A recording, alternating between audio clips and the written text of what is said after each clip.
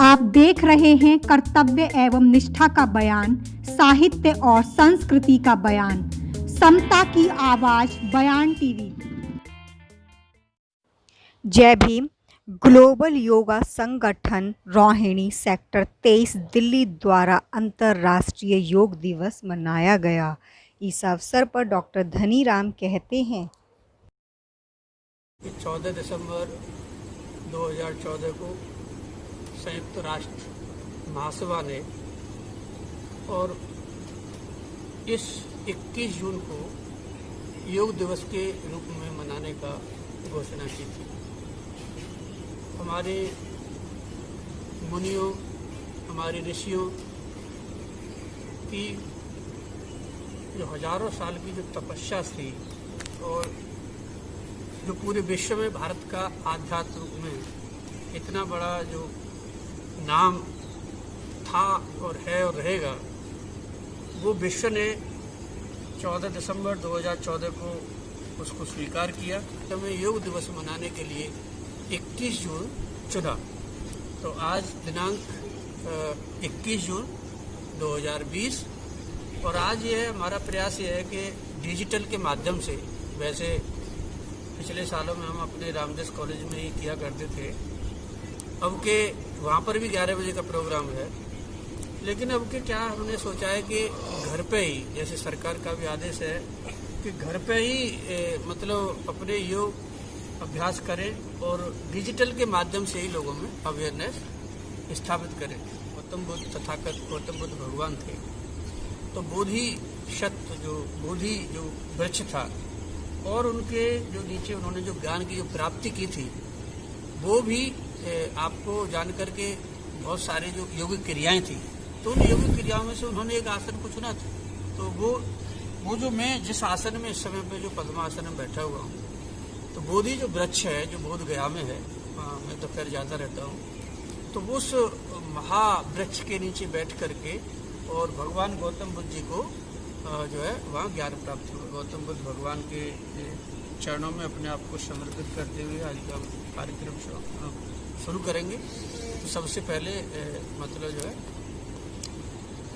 बुद्धं शरणं गच्छामि, धम्मं शरणं गच्छामि, संघं शरणं गच्छामि, बुद्धं शरणं गच्छामि, धम्मं शरणं गच्छामि, संघं शरणं गच्छामि, बुद्धं शरणं गच्छामि, धम्मं शरणं गच्छामि, संघं शरणं गच्छामि। का मतलब जो है ना, साधारण शब्दों में जोड़ना होता है और ये फोकस और ये अपेक्षा की जाती है कि मतलब एकाग्रता कैसे स्थापित हो।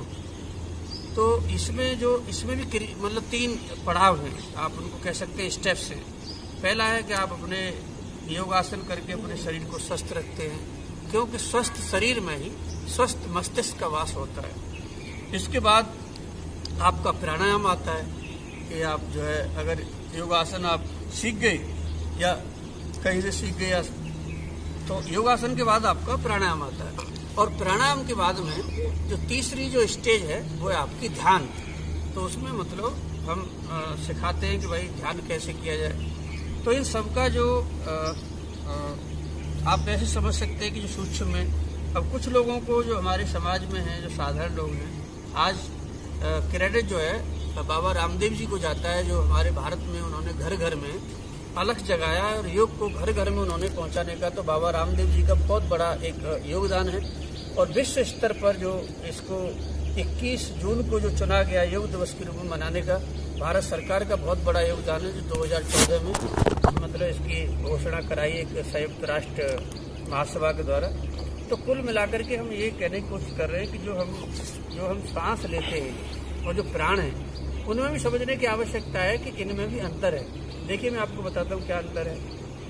जैसे मान लो 10 मजदूर हैं और एक कमरा है, और सर्दी का महीना है, तो उन लोगों ने क्या किया कि एक अंगीठी जला ली और अंगीठी जला करके कमरे में वो सो जाते, तो सांस तो वो भी ले रहे। लेकिन आप देखिए कि जब अंगीठी वो जला रहे हैं तो वो लोग कार्बन डाइऑक्साइड ही फिर ले रहे हैं और कार्बन डाइऑक्साइड ही छोड़ रहे हैं, तो वहाँ पे शुद्ध हवा नहीं है। तो यानी कहने का मतलब है कि प्राण में और श्वास, जो लोग मतलब समझते हैं कि भाई श्वास लेना ही और मतलब लेना ही और छोड़ना ही, वो जो है पूरक और कुंभक और रेचक, मतलब उसी को योगिक क्रियाओं के माध्यम से जो जानते हैं, मैं उनको ये बताना चाहता हूँ कि इनमें अंतर है।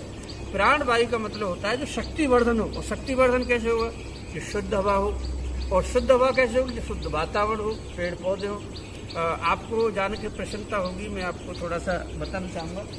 ये जो चंपा है सफ़ेद हमारा, ये मेरे हमने जो है यहाँ ये पॉकेट 6 सेक्टर 23 रोहिणी है, हम यहाँ 2016 में अप्रैल में आए थे।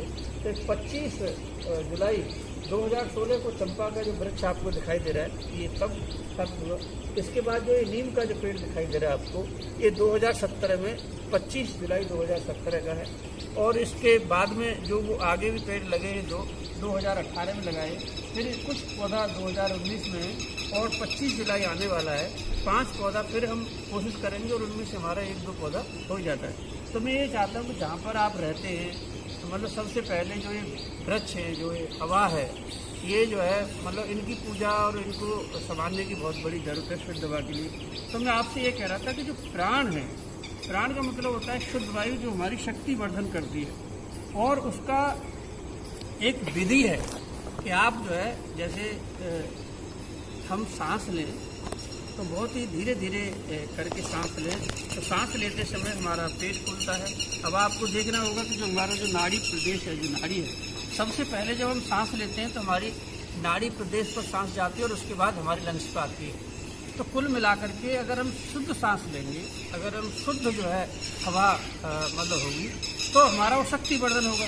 अदरवाइज जो मैंने आपको कहानी सुनाई कि एक कमरे में अगर मजदूर है और उन्होंने अंगीठी जला ली, तो वो सांस तो ले रहे हैं लेकिन वो प्राण वायु नहीं है। तो प्राण वायु हम कब कह सकते हैं कि जब आपकी शुद्ध जो है हवा हो।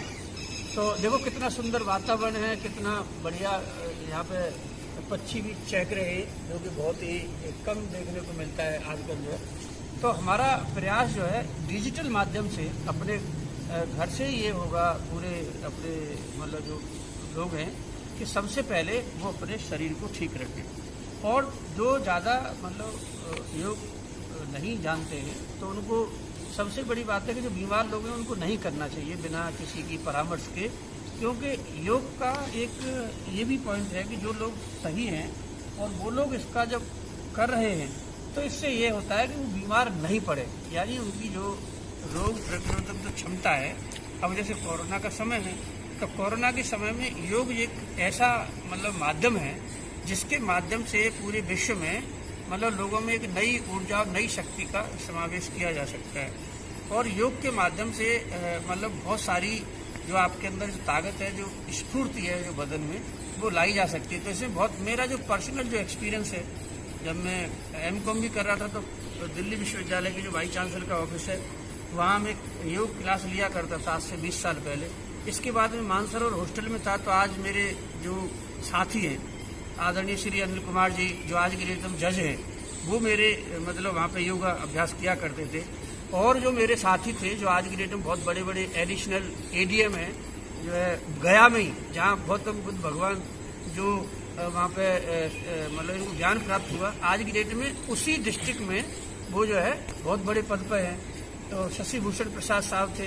तो ये सारे के सारे जो मेरे जो मानसरोवर हॉस्टल के जो थे, उनको मैंने योग सिखाया और आज की डेट में पूरे देश में वो फैले हुए हैं। तो जहाँ पर भी हैं वो एक अच्छा काम कर रहे हैं। और इन तमाम चीज़ों से ये निकल के आता है कि योग में वो ताकत है कि स्वस्थ व्यक्ति अगर आधा घंटा अगर इसमें देता है तो उसको किसी तरह की कोई दिक्कत नहीं है।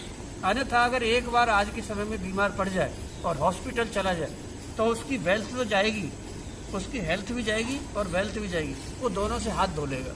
तो हमारा प्रयास ये है कि डिजिटल माध्यम से कि लोग घर पर रहें और जहाँ उनको खुला एक वातावरण दिखाई देता है उसमें 30 मिनट से लेकर के 60 मिनट तक मतलब कम से कम उतना योगाभ्यास करें। और इसमें एब्डोमिनल जो ब्रीथिंग है, मतलब हम किस तरह से ले। तो कोई भी व्यक्ति जो साधारण से साधारण अनुलोम विलोम एक ऐसी चीज है कि अपने घर बैठ करके और कहीं पर भी आराम से कर सकता है। सबसे इसमें जो सबसे बड़ी बात है वो यही है कि हम एकाग्रता कैसे लाएं। और हमारा जो यूथ है या हमारा जो विश्व है उसमें कहते हैं कि जी परफॉर्मेंस से बात की जाए, उसने क्या किया, लेकिन इसकी जरूरत नहीं है।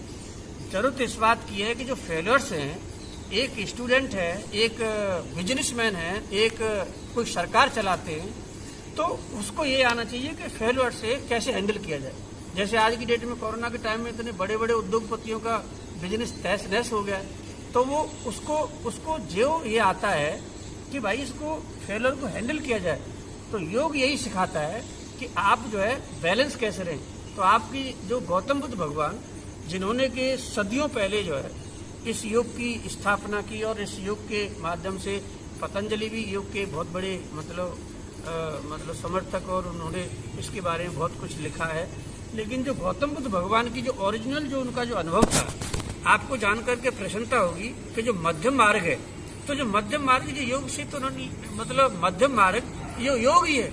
तो गौतम बुद्ध भगवान ने पूरे विश्व को जो चीजें दी है, वो मध्यम मार्ग जो दिया है वो गौतम बुद्ध भगवान की देन है। तो इसमें मैं आपको ये कहना चाहता हूँ कि अपने जो प्राण वायु है, जो केवल सांस लेना ही नहीं है, सांस तो आप जो है गंदी चीजों में जाकर के भी ले लेंगे जो आपके शरीर को नष्ट कर देंगे।